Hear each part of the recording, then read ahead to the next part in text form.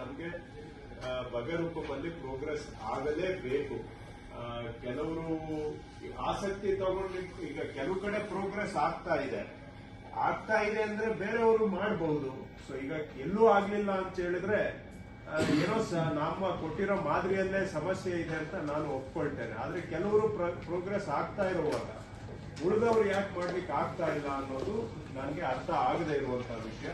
So ಹಾಗಾಗಿ ಬಹಳ ನಮ್ಗೆ ಗವರ್ಮೆಂಟ್ಗೆ itself Bagair Hukum is a priority for us. Bagair Hukum ಮಾಡಬೇಕು ಅಂದ್ರೆ ಅಟ್ಲೀಸ್ಟ್ ಆ ಸರ್ವೆ ನಂಬರ್ಗೆ 1 to 5 ಮಾಡಬೇಕಾಗಿರೋದು ಕೂಡ both are link.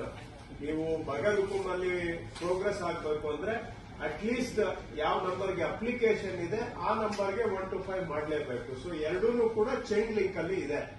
So Bagair Hukum and 1 to 5 together can happen. 1 to 5 ಅಲ್ಲಿ ಅಲ್ಲಿ ಸ್ವಲ್ಪ ಪ್ರೋಗ್ರೆಸ್ ಆಗಿದೆ. ಲಾಟ್ ಆಫ್ ಸ್ಟಾರ್ಟಿಂಗ್ ಅಲ್ಲಿ ಕನ್ಫ್ಯೂಷನ್ ಇತ್ತು. ಈಗ ತುಂಬಾ 1 to 5 ಅನ್ನು ಕೂಡ ಸರಳೀಕರಣ ಮಾಡಿದ್ದೇವೆ.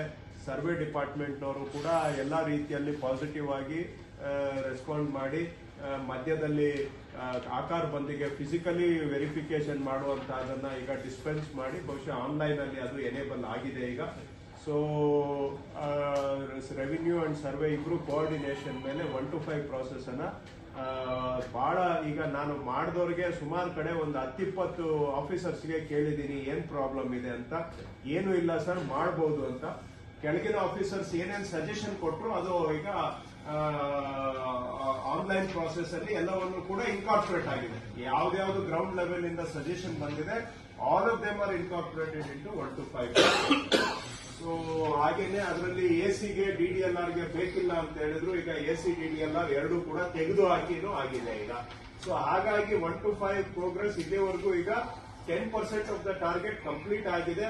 ಬಹುಶಃ ಇನ್ಮೇಲೆ ಎಕ್ಸ್ಪೋನೆನ್ಷಿಯಲ್ ಗ್ರೋತ್ ಆಗಬಹುದು, ಆಗೋದಕ್ಕೆಲ್ಲ ಅವಕಾಶ ಇದೆ, ಆಗಬೇಕು ಅನ್ನೋದು ಕೂಡ ನನ್ನ ಅಭಿಪ್ರಾಯ.